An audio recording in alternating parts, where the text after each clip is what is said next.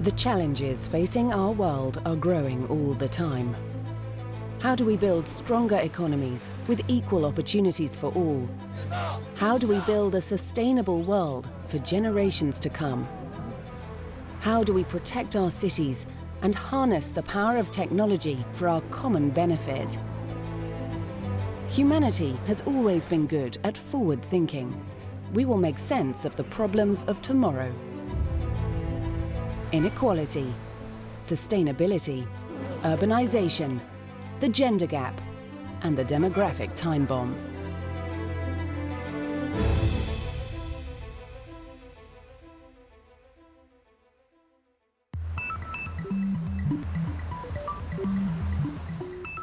The world is changing. Today we stand on the brink of a fourth industrial revolution, one that will transform the way we work, the way we live, and even what makes us human. There's a group of technologies that are combining to create transformation across almost every industry at the moment. And those technologies include things like artificial intelligence, 3D printing, robotics, big data, and then some things on the sort of life sciences front in terms of genetics and medical imaging. And that these things are sort of combining in a way that's bringing about a host of transformative changes across industries. I would describe the fourth industrial revolution actually quite similarly to how I would describe the past three, and that is technology that leads to massive gains in productivity. And massive gains in productivity mean substantial improvements to everyone's quality of life. The world has been through revolutions before. The advent of mechanization, then electronics, then the digital revolution, all profoundly changed the world's economies. But this revolution could be even more disruptive.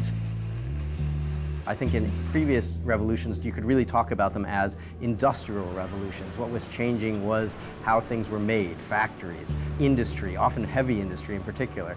Here you're seeing transformation across really a whole range of not just industry, but services and the creation of whole new business models that didn't exist before. What's different a little bit about this particular revolution is that it gets into a whole range of things that people only thought were ever only possible for humans to do. Jobs that were human jobs before aren't going to be human jobs anymore.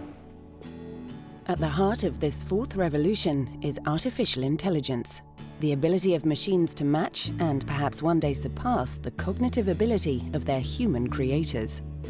What's happening now is a big deal.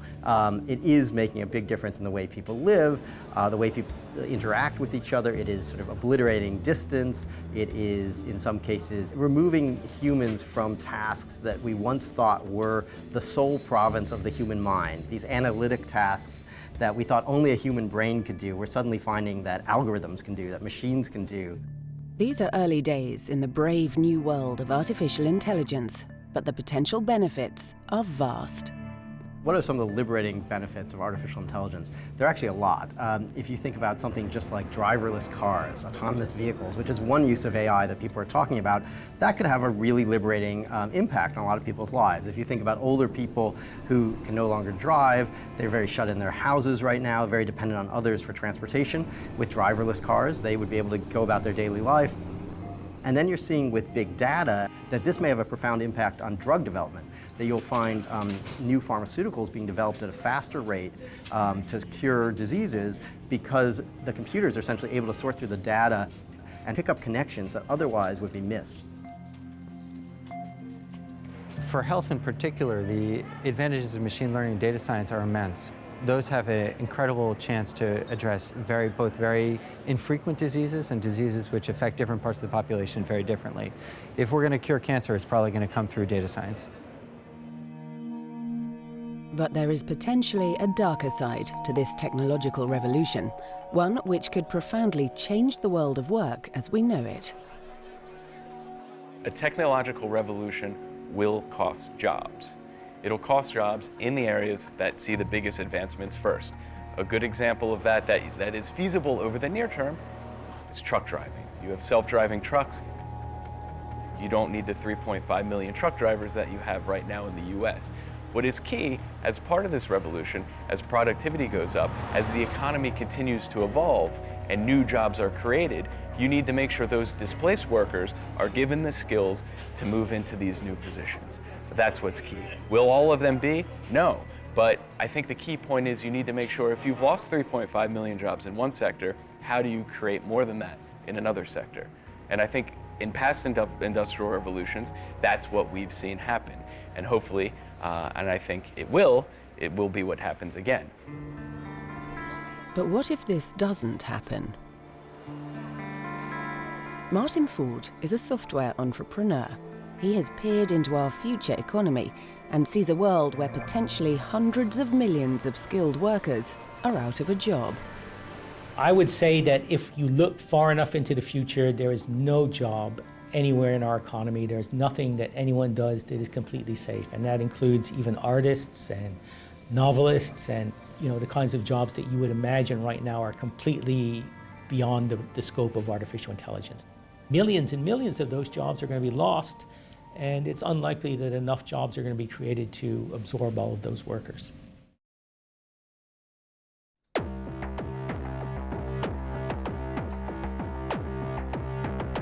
Martin Ford is a software entrepreneur who has a chilling vision of the future.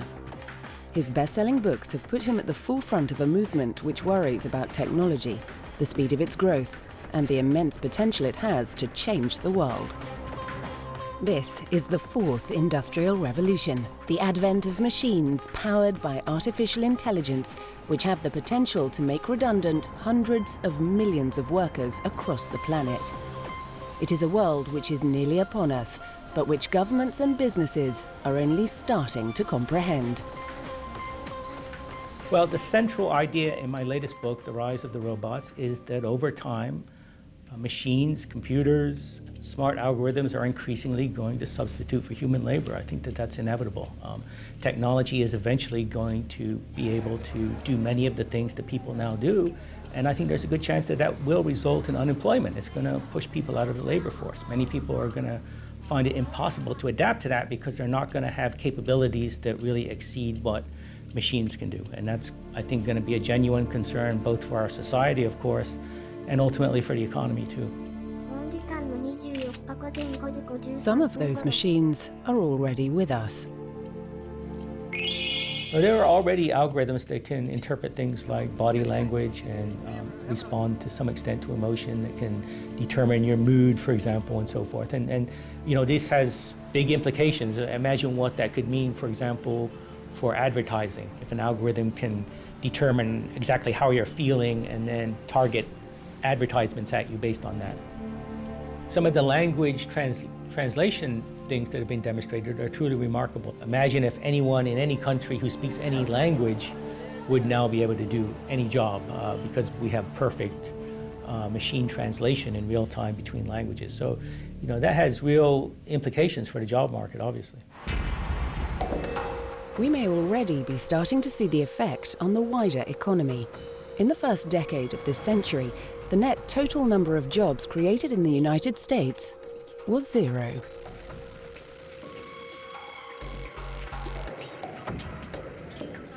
What we see is that in the United States, we've been having what we call jobless recovery. So clearly there's something happening there, and I think part of what's happening is that jobs disappear when a recession happens, and then when finally recovery comes back, companies find that they're able to leverage technology to avoid rehiring a lot of those workers.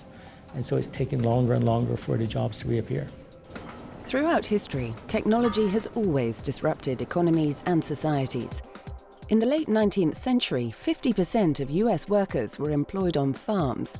By 2000, it was less than 2%. Those workers found work in other sectors.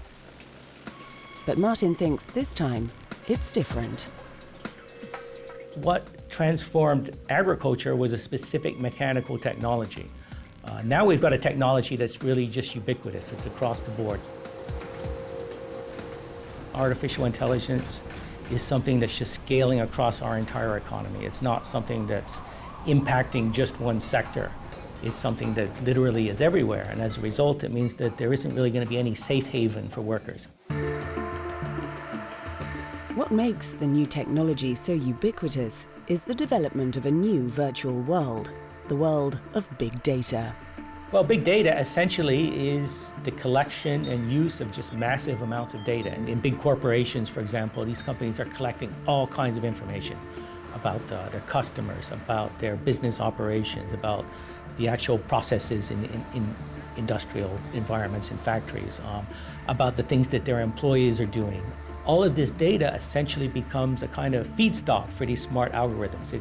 It becomes the information that they use to learn and basically to figure out how to do things. And that's something that is just going to be, I think, dramatically disruptive going forward. The total data stored on the world's computers is now believed to be well over 1,000 billion gigabytes. And it is big data which is driving the most disruptive advance in technology, the ability of machines to think. One thing that you'll very often hear people say, even today, is that computers only do what they're programmed to do. And this is really not right anymore. And the reason it's not right is basically because of machine learning, because we now have this technology that allows smart software algorithms to look at data and based on that to learn how to do things, to figure things out, to make predictions. So it really is no longer the case that some human being is sitting down and telling a computer exactly what to do step by step. Computers are now having the ability to figure that out for themselves. You can imagine a future where every device, every appliance, all kinds of industrial equipment, everything communicates and talks to each other. And I think that one of the things will happen is that artificial intelligence will kind of use that as a platform. It will scale across all of that. Everything will become more intelligent. The last great technological advance saw robots replace millions of blue-collar jobs in factories and on production lines. Martin believes this new disruption is going to target the white-collar workforce as well. Once a computer learns to do something, then that information can be scalable out to any number of machines. So it's almost as like you can imagine having a workforce of people and you could train one employee to do a particular task, and then you could clone that worker and have a whole army of those workers. That's a bit like the way artificial intelligence works. So machine learning is very scalable. If you've got the kind of job where someone else, another smart person, could maybe watch what you're doing or study everything you've done in the past and figure out how to do your job, then it's a pretty good bet that eventually there'll be an algorithm that will come along and be able to do, essentially that same approach. So that's a lot of jobs. Many of the jobs which might be displaced are those currently occupied by educated, highly paid workers. So you can see really across the board that anyone sitting in front of a computer doing some sort of routine, predictable knowledge work, for example, if they're cranking out the same report or the same analysis again and again, all of that is going to be very susceptible to this. Journalism is one interesting area that's being impacted by this because there are now systems that can essentially tap into data and then they can transform that data into a very compelling news story that many people would read and they can't tell that it was written by a machine. In the future, maybe 90% of news stories will be machine generated. The number of jobs displaced has the potential to utterly transform the economic landscape. There have been a couple of studies done, most notably by a couple of researchers at Oxford University, and they looked at a number of countries, and most of the results have come back suggesting that up to half of the jobs could be susceptible to automation, perhaps over the next 20 years. That's 60 million jobs in the United States alone. That's a staggering number. And obviously, we have a massive social problem. You'd have tremendous stress on government in terms of trying to take care of all these people that no longer have an income. I think that you would see the potential for a massive economic downturn because you would run out of consumers. You no longer have people that are capable of buying the products and services that are being produced by the economy. A revolution on this scale wouldn't just transform an economy, it would have immense implications for our society. We could really have just what you might call inequality on steroids. the very wealthy people who own all this technology are going to do extraordinarily well. You would have the potential for civil unrest, perhaps even riots or massive crime waves. In the United States, during the Great Depression, we had an unemployment rate of about 25%. And back then, there were many people genuinely concerned that that would result in the collapse of both democracy and capitalism. This situation amounts to just about the end of the world as we know it, a science fiction nightmare straight from the movies. There are some very prominent thinkers, like, for example, Stephen Hawking and Elon Musk, who have raised genuine fears about the potential for advanced artificial intelligence. And their concern is that someday we're going to build a super intelligent machine. Imagine a machine that's 100 or maybe 1,000 times smarter than any living person. What would that system think? How would it act? Would it have a use for us? It might decide that we're simply a burden. It might decide to just get rid of us. So it could potentially present an existential threat. Is that something to worry about? I think that it's not a silly concern. It's not something that we should laugh at and just dismiss. There's really no endpoint to this. There's no point at which you can say, this is absolutely as far as we can go, and machines will never go beyond this. We are reaching a new era, a time when things are going to operate differently, and we need to adapt to that. Healthcare is one area of the economy already adapting to this disruption. And in this field, researchers hope that intelligent humans and intelligent machines can work together for everyone's benefit.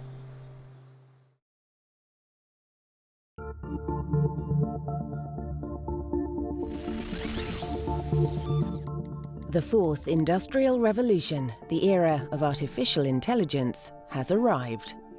Computers are now mastering tasks once considered the sole preserve of humans and putting millions of jobs at risk. And now business leaders are wrestling with the potentially huge implications.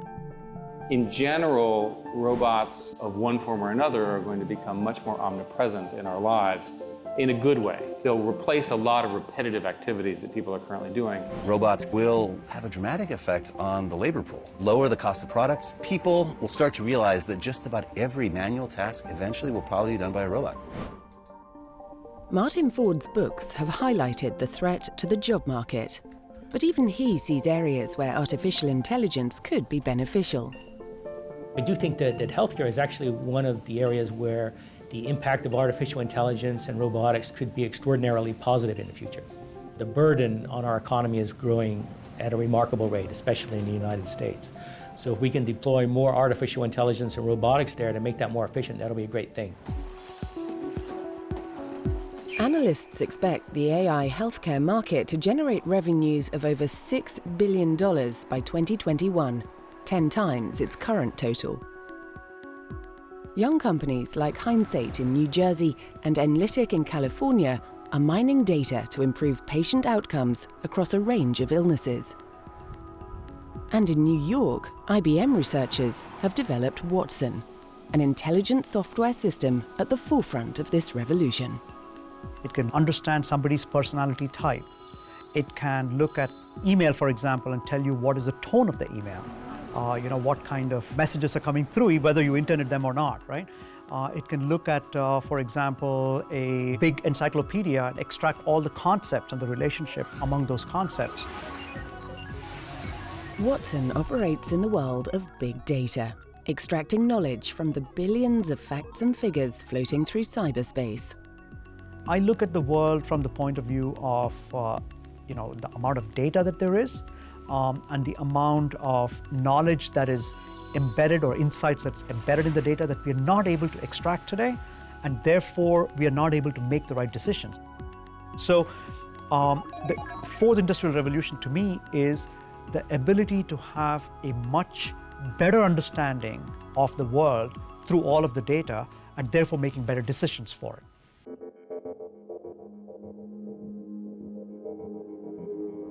IBM is currently running a research project in which Watson augments the intelligence of medical professionals, helping doctors treat the most dangerous diseases in the world, including skin cancer. Melanoma is a very deadly form of skin cancer, and it's something where early detection and intervention is key. So a dermatologist faced with a patient who has a skin lesion will make some assessment about the likelihood of a lesion being melanoma. So unfortunately today, dermatologists can make errors. Some melanomas are being missed, and some skin lesions which are perfectly benign are being excised needlessly. So what we can do here is essentially ask the computer to make a deep analysis over an image. So this image is then being sent to the computer, and it's being automatically analyzed. And what the computer is telling us about this image is that there's a very high probability that it corresponds to melanoma. What we're finding in our own internal retrospective research is that the computer can be as accurate as 95%. So this compares to the best clinical experts today that are between 75 and 84% in recognizing melanoma. It is not a tool that would replace the clinical expert. Rather, it provides them with additional analysis over the skin lesion images by providing reaches into large databases of similar lesions. This is a vision of a future where humans and machines work hand in hand, complementing one another's skills. I look forward to a time when, every professional, in fact, 2-3 billion professionals around the world are all able to have their own personal cognitive assistant that can help them do their daily jobs. And that changes the nature of expertise. Humanity will move to a completely different place in terms of expertise and how we apply our knowledge and our experience into real-world problems, and therefore make the world a better place. Just like we've had machines that could augment people's muscles in the prior industrial revolutions, or can help people search vast amounts of information, like in the internet era. I look at the next revolution as machines augmenting people's cognitive capabilities. That's how I think about it. Martin Ford remains cautious, believing artificial intelligence is going to fundamentally change the way we live and work, and challenge us like never before. We're not prepared for the disruption that's coming. We're going to see things get worse before they get better. In particular, the impact on the job market and the impact on the incomes and the livelihoods for average people.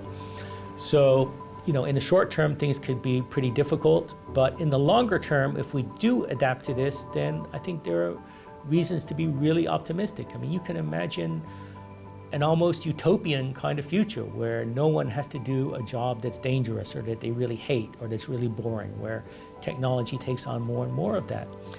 And if we can get to that point, of course, then that's a tremendously positive outcome. So I think that all of that is really possible, and it could be one of the best things that's ever happened to humanity, but it will require that we adapt to it, and that's going to be a staggering challenge.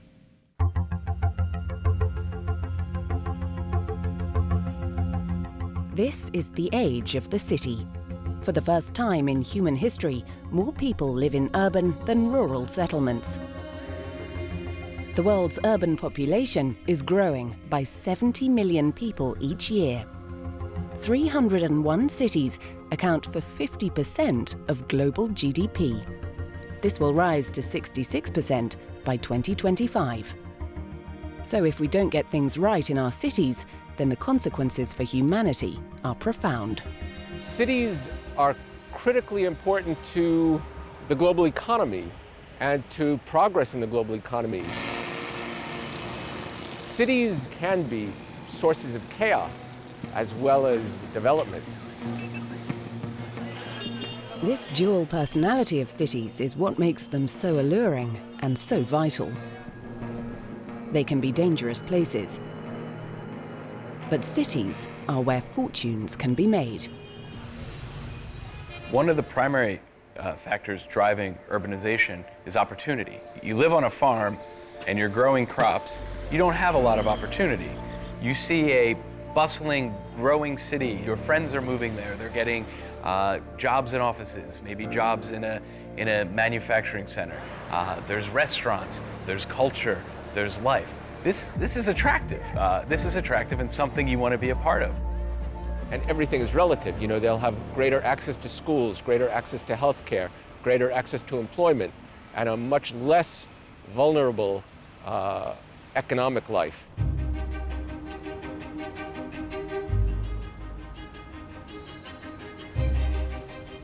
In 1900, 12 of the world's biggest cities were in North America or Europe. 100 years later, this number had fallen to just 2. Most of the biggest cities of the future will be in the developing economies of Asia and Africa. Most of the growth in cities is going to be in China, India, and Nigeria. Those 3 countries alone will account for 37% of the world's urban population. Just staggering numbers. Here's an example: Lagos, the biggest city in Nigeria. Its population every year is adding the equivalent of the population of Boston. The urbanization rate in the US, Japan, it's over 70%. In China, it's still 50%.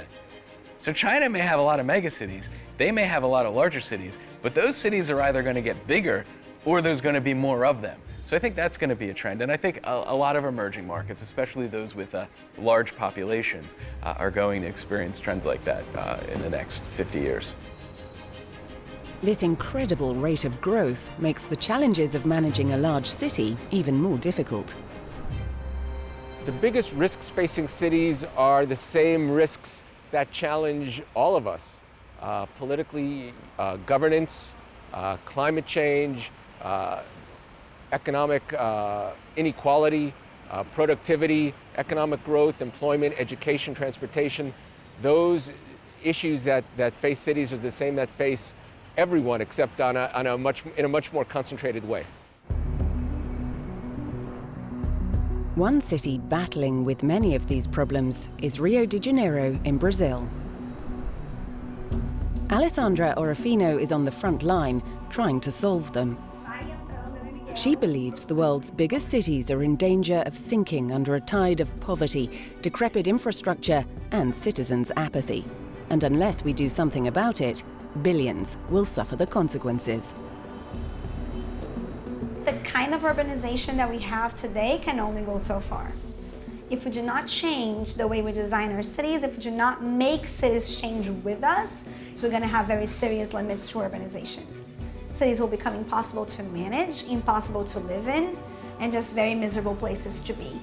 I think if we change that process, those limits could change dramatically and potentially be non-existent. But that requires that we think deeply about the environments that we want to be in and how we can better build them together.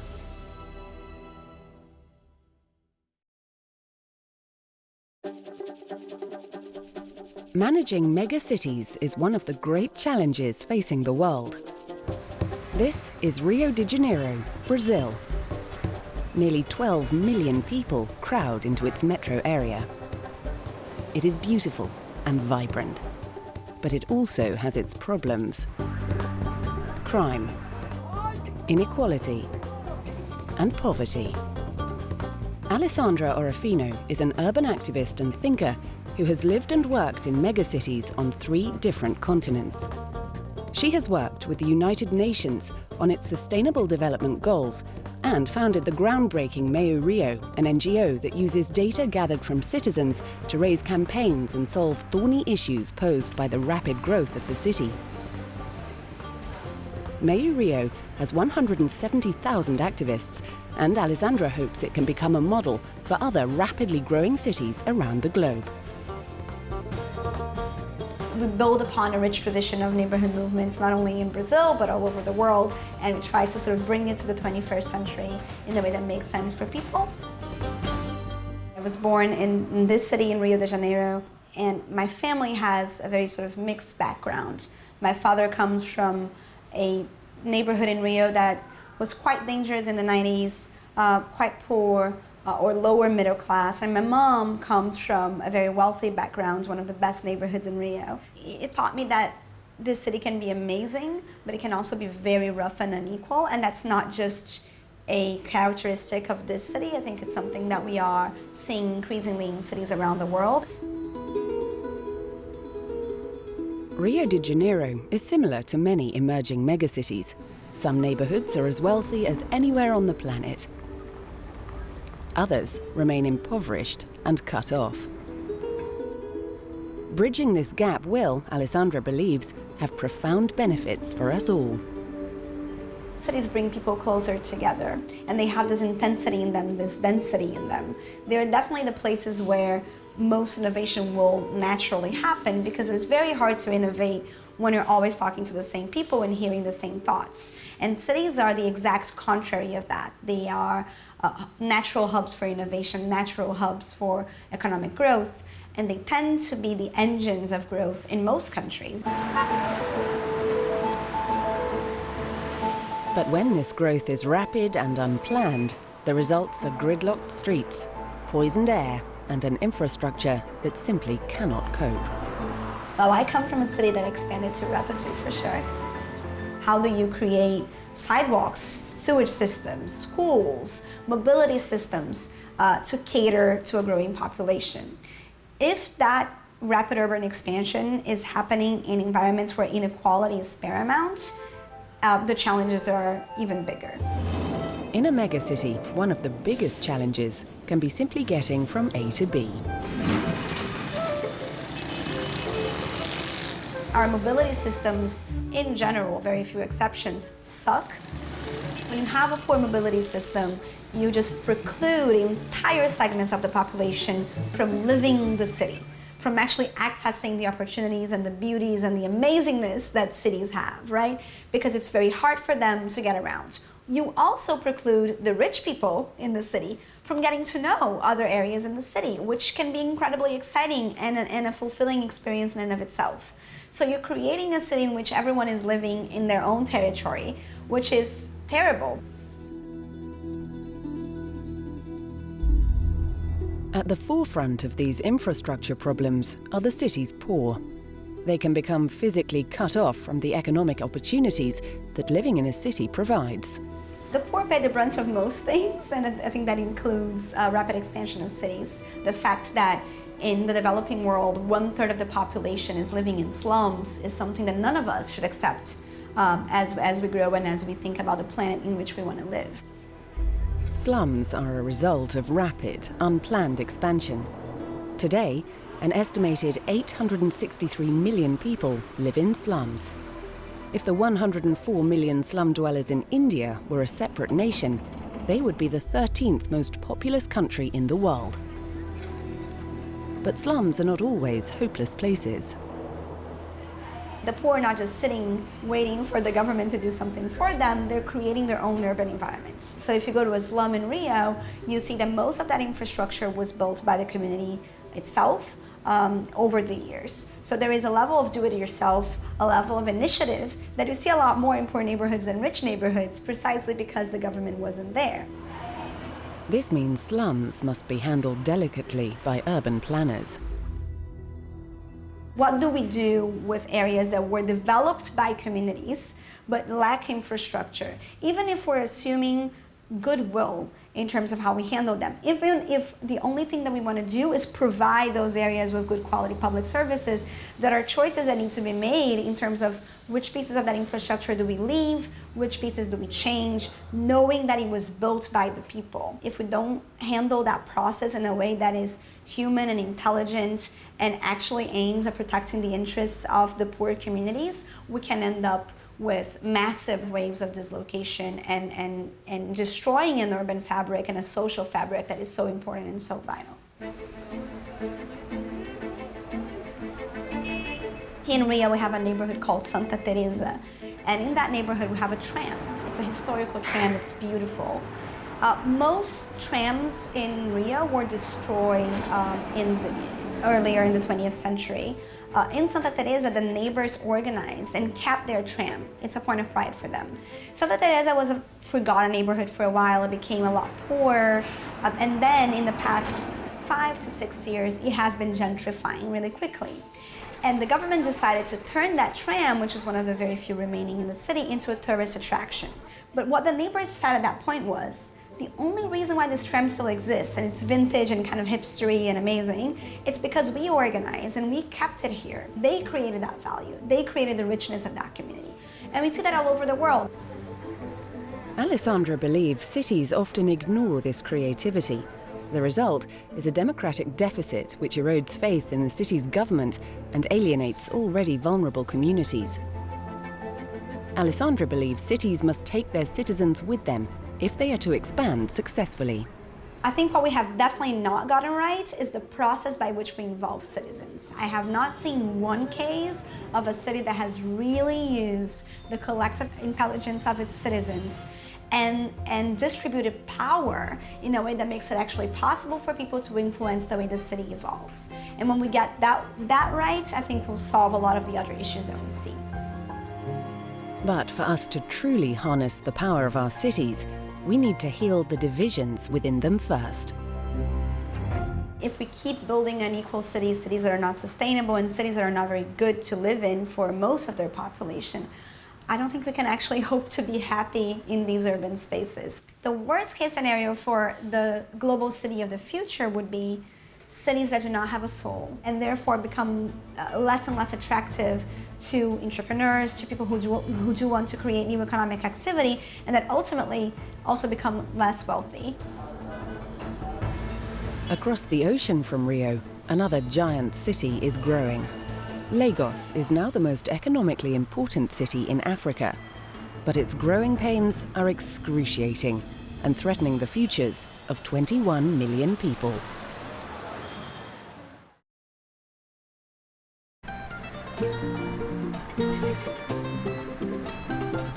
More people live in cities than ever before.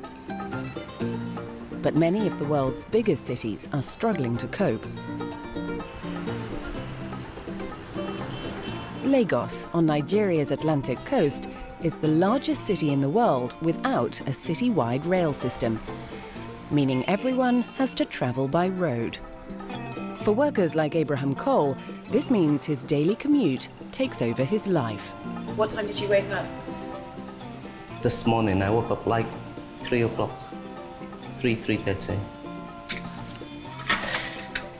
Well, I usually don't do breakfast because it kind of slows me down. In 3 years, the population of Lagos has nearly doubled from 11 million to 21 million. But this staggering expansion has overwhelmed the city's impoverished infrastructure. How long should it take you to get to the office? It should take me 45 minutes to get to the office. But in full traffic, in full rush hour, how long does that take? You probably would do like some 6-7 hours in traffic, 3 hours going, 3-4 hours coming back. It's much worse coming back. Coming back is something else. And I don't think I want to waste 7 hours of my everyday time for the rest of my life. Lagos is currently ranked in the top 5 least livable cities in the world. But although the city's economy is bigger than Kenya's, simply getting to their desks is a daily ordeal for its millions of workers. So when do you see your children? Weekends only. Sometimes I see them during the week if they really want to see me and they're keen to see me. Sometimes they miss me that much. It must be quite difficult. Yes, it is, but it's what we have to do for now.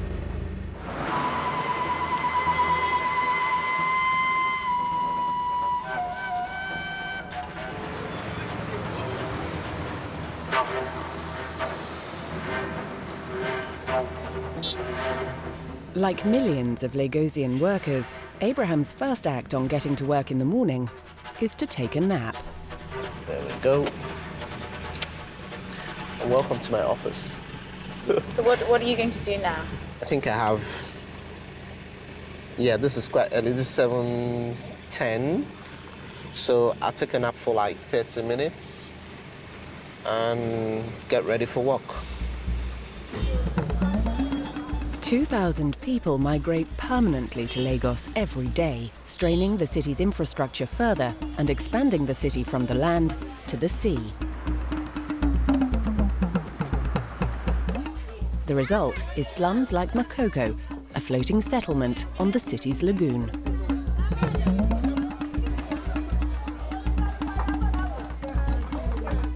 The infrastructure has not kept pace with the population growth. So basic measures of quality of life, just as access to clean water, for example, access to electricity, are limited. So before you even get to issues related to growth and development, Lagos and Nigeria have to sort out much more basic issues of infrastructure. Makoko is the oldest slum in Lagos. 80,000 people live here, in buildings sitting on stilts, connected by a complex system of canals. Successful cities find ways to deliver services to even the most deprived. And that's the challenge, especially in the developing world where resources are at a premium.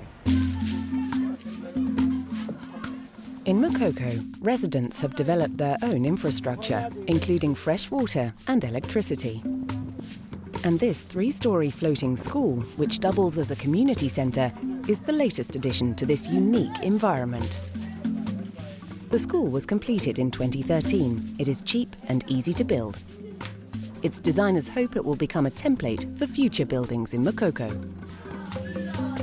Makoko in Nigeria raises interesting questions of governance and control. For example, it's been a long ignored area, and the local residents took charge and tried to improve their own lot with schools and with their own locally initiated development projects. However, the central government also has decided it wants that area for its own development reasons.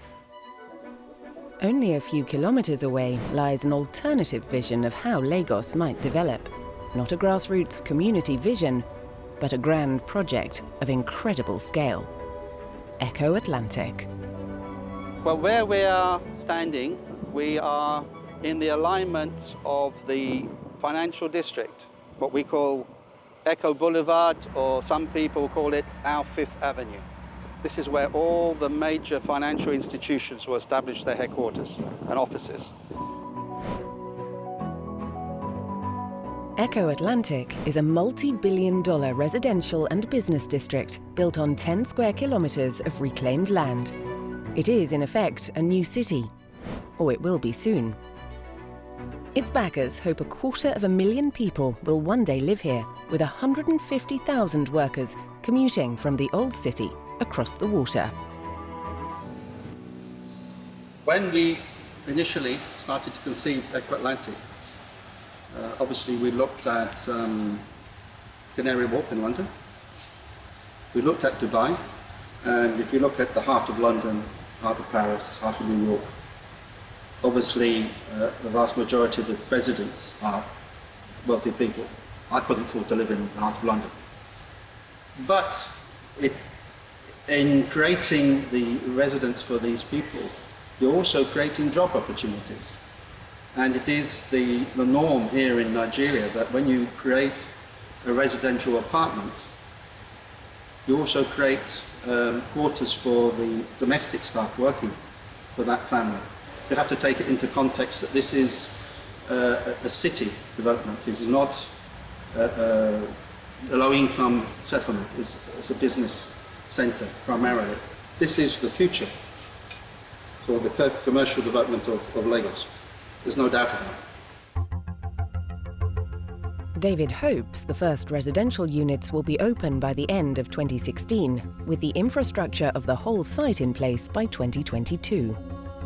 Projects like EkoAtlantic raise as many questions as they answer, especially from where local residents are aware that they may be getting the short end of the stick. On the other hand, they really do lend themselves to starting from scratch and being able to build structures where there are schools, hospitals, offices, transportation facilities, and they give gigantic cities like Lagos an opportunity to create a model of what can be, presuming they're planned and executed correctly. The future paths of megacities like Lagos remain uncertain. Organic, citizen-led growth like Makoko, or large-scale planned development like EkoAtlantic. What's clear is that left unchecked, growth could destroy cities' immense potential. I'm an optimist when it comes to cities. I grew up in New York City in the 70s when the city went to the edge of bankruptcy. And here we are in the 21st century, and New York is booming and thriving, and it's a tremendous place. And you can see with proper planning and a diverse and vibrant population what's possible. I hope that those global cities will be extremely interconnected in the sense that they will have solidarity networks, in the sense that they will have resiliency networks, and in the sense that their citizens will feel like their city is where they want to be, their city is the sort of the project that they want to build, but they can move, they can visit each other, they can learn from each other at the global stage.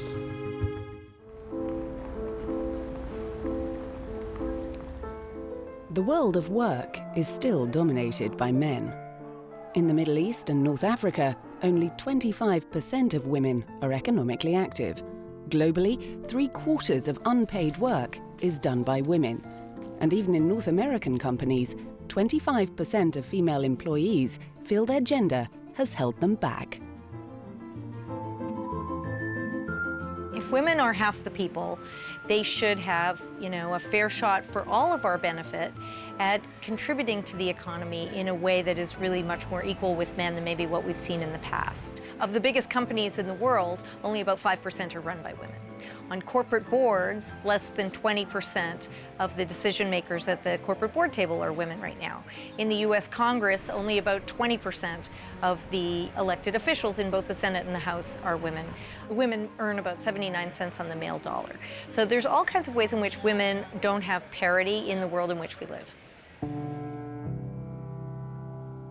This is the gender gap, and it's been around for a long time. The organizations that have a lot of power in our world, the elected government, big companies, the education structure, the medical systems, all of these things are really dominated by men at the top. And that's largely a result of the history of the 20th century and before that. And it is taking a while for women to break that, what we call the glass ceiling, but at the same time, it's taking a while for the whole society to adjust to seeing men and women as equal actors at the top of any of these institutions. Nearly 100 years after women in the United States were guaranteed the right to vote, the gender gap remains an issue in every corner of the world. And closing it has become more than just an issue of fairness. It has become an economic imperative, debated at Davos and in boardrooms across the world. The gender gap matters for business. It's the market opportunity as well as the potential loss to the bottom line. When you have a company and a workforce that represents your market, you're more likely to succeed. By having a more diverse workforce, companies tend to be more successful because they're able to more creatively address challenges and issues and innovation. And so if you have a boardroom or a committee entirely composed of individuals who all went to similar schools and have similar backgrounds and think the same way, they're going to be less successful than a very diverse board.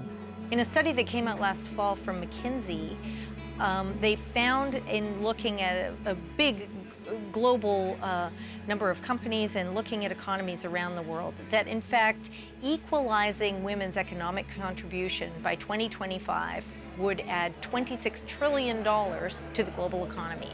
So, there's really very big numbers related to women becoming more equal in terms of economic participation wherever you look around the world. Evidence is mounting of the positive effect female voices can have at the very top of businesses. If you look at companies where you find female CEO or chairwomen, those are companies where you don't have poor corporate governance They don't have poison pills. They don't have unequal voting rights that keeps insider management in control. They don't have staggered board elections. Companies with good governance are more likely to have female CEOs. So the question is, with the issue at the top of the economic and political agenda, what is holding women back from the very top? Is it lack of ambition? Or simple old-fashioned sexism? So if we look at professional women in the workforce, about 43% of them leave their profession at some point to deal with care of most likely a child, but also care of elderly relatives.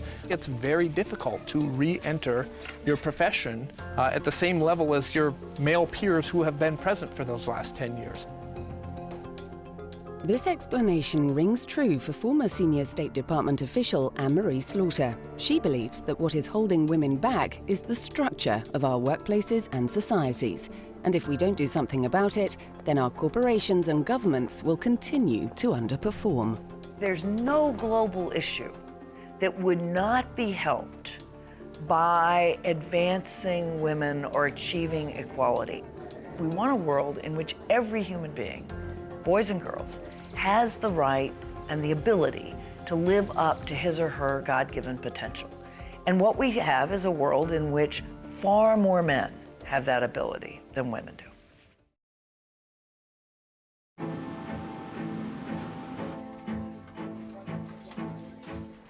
Once upon a time, women were promised they could have it all.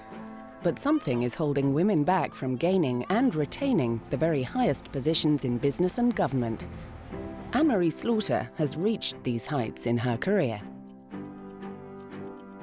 For 2 years, she worked for Secretary of State Hillary Clinton, helping to shape the long-term goals of US foreign policy, and now runs the Washington, D.C. think tank, New America.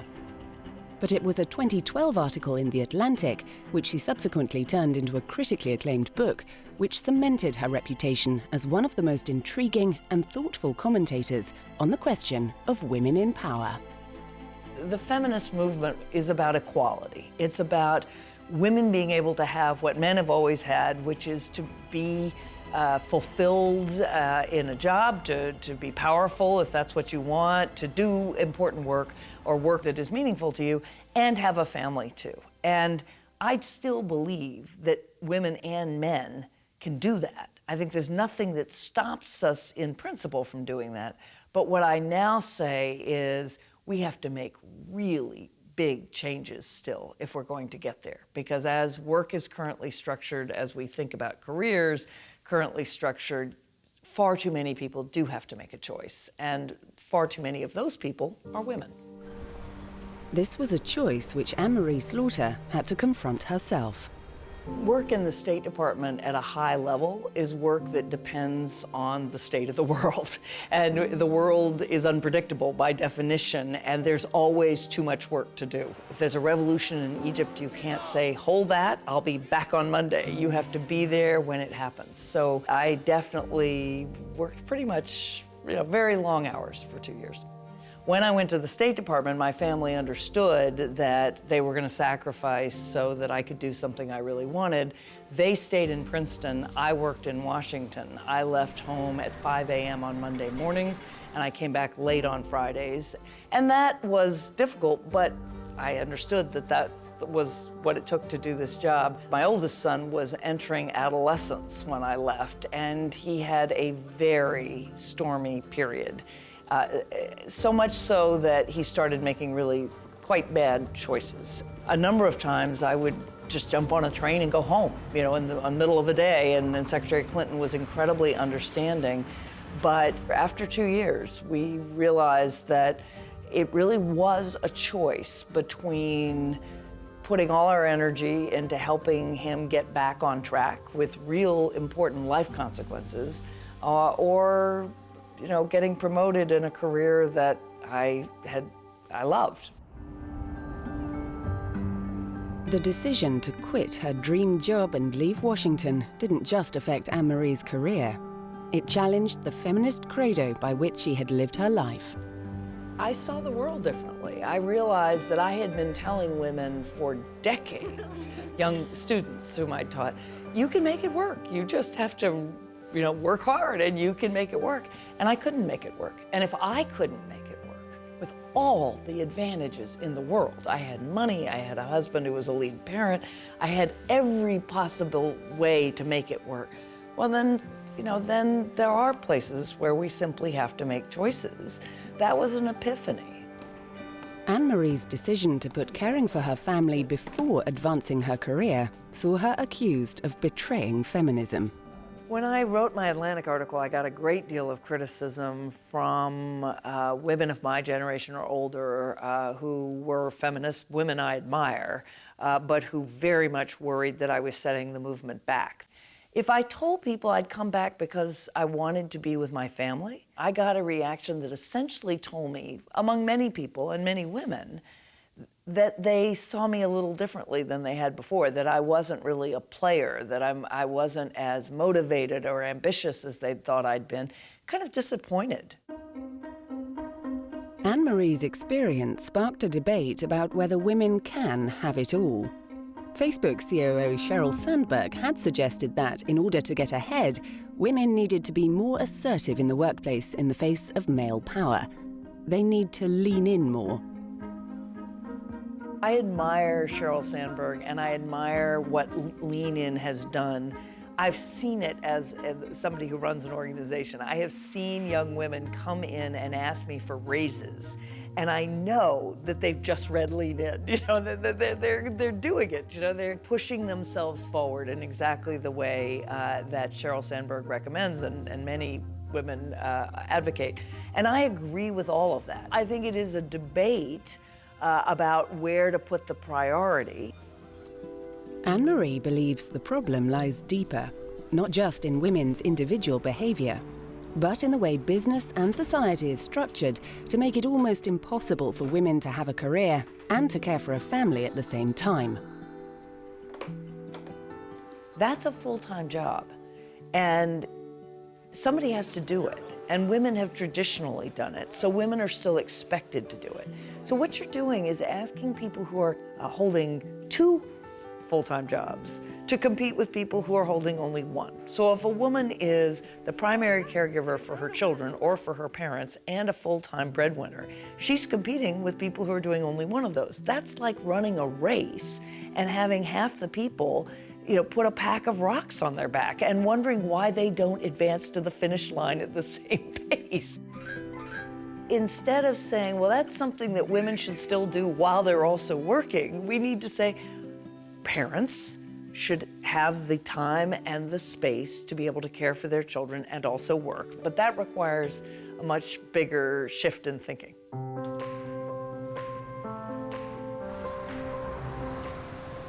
The effect of the gender gap can be seen across the global economy.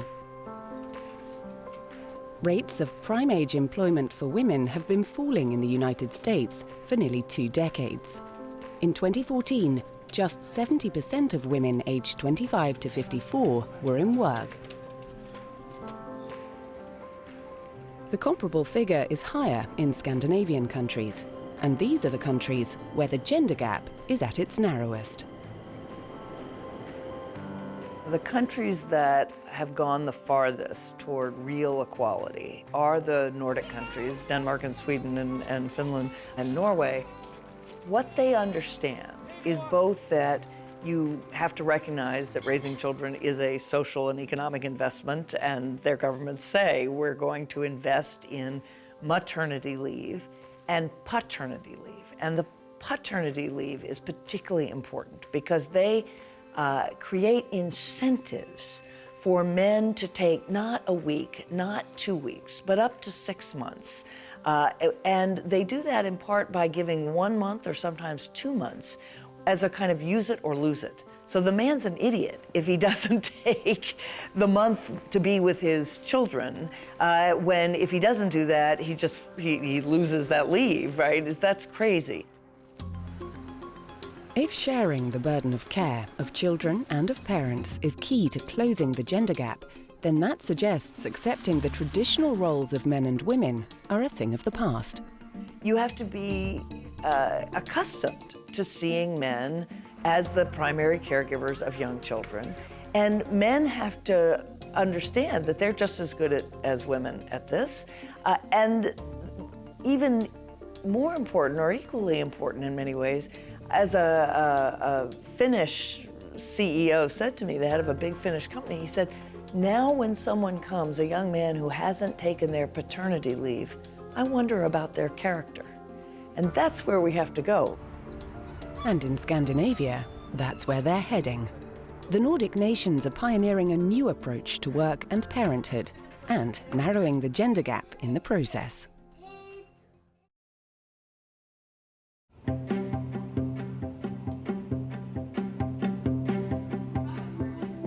Across the world, women are reaching the top in business and politics, but they're struggling to stay there.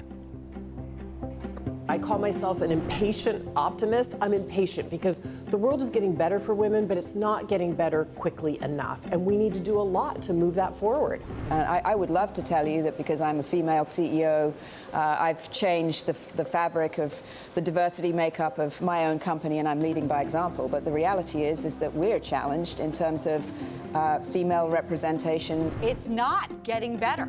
In fact, post the crisis, there was less diversity on Wall Street than pre the crisis, and one would have thought it would have been the opposite. Right. So I would take the opposite side. Okay. It's not getting better, and it's costing Wall Street a lot of money. Anne-Marie Slaughter thinks this gender gap exists because of the way businesses and government treat family life. In Sweden, along with its Nordic neighbours, attitudes are different. Scandinavia leads the world in gender equality, but its success has been hard-won. I did military service when I was 20 years old, and we were 3 women in a group out of 60 people. I came in as top 10 out of 60 on a half marathon with 15 kilos on my back, and they said that I was lucky. And they continued to say that I was lucky when I was at a shooting range or did my exams well. So my performance wasn't valued as much as the guys. Sophia has made it her mission to challenge this culture. Sweden is viewed as one of the most gender equal countries in the world, and we are. If we look at, legislation, the fact that you actually can combine family and career, and we see also that we are very above EU average when it comes to women in the workforce. But if you look into the managerial positions, we are not there.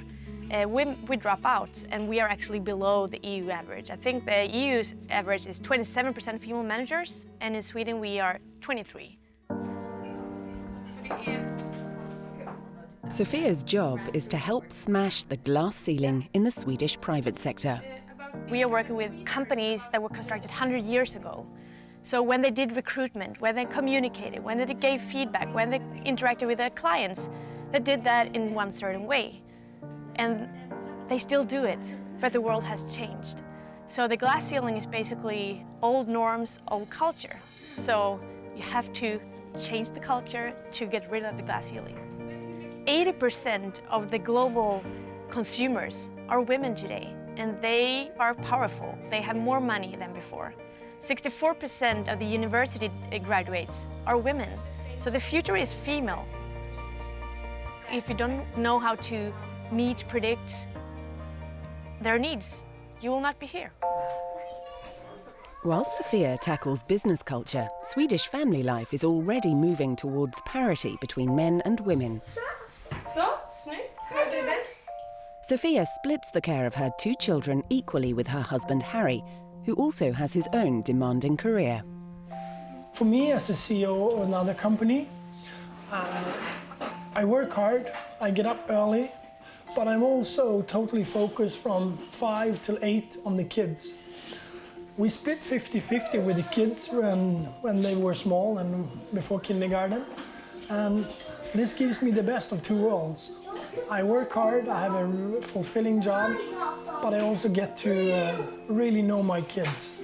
We have 40 years of career. Spending 6 months with the kids is one of the best investments you can do. This shared attitude to parenting is typical in Scandinavia. TDC is one of Denmark's leading telecommunications companies, with revenues of over $3.5 billion in 2015. The company offers generous parental leave to its nearly 9,000 employees, believing it to be good for business as well as families. I definitely think that the labor market in Denmark compared to other countries are much more free, giving a high degree of responsibility to our employees and ask them to feel free to have a whole life. And we see our employees as a human being as a whole, 360 degrees around. TDC offers fathers 100% of their salary during 16 weeks of paternity leave.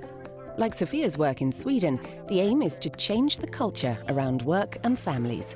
The result is a take-up rate of 85%, and the company believes a happier, more productive workforce.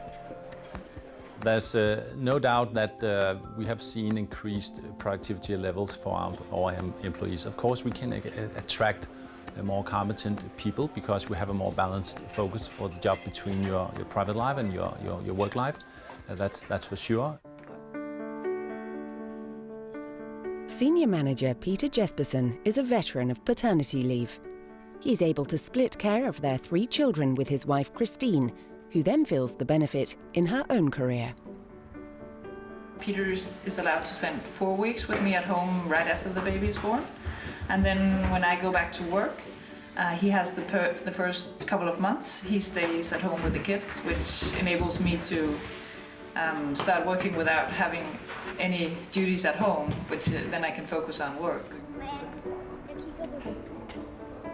I'd say that what other countries and other people probably could be missing out on is 2 things probably. I think one thing is the family side. I mean, both parents get to know their children, they get to know their preferences, they get to know who they are.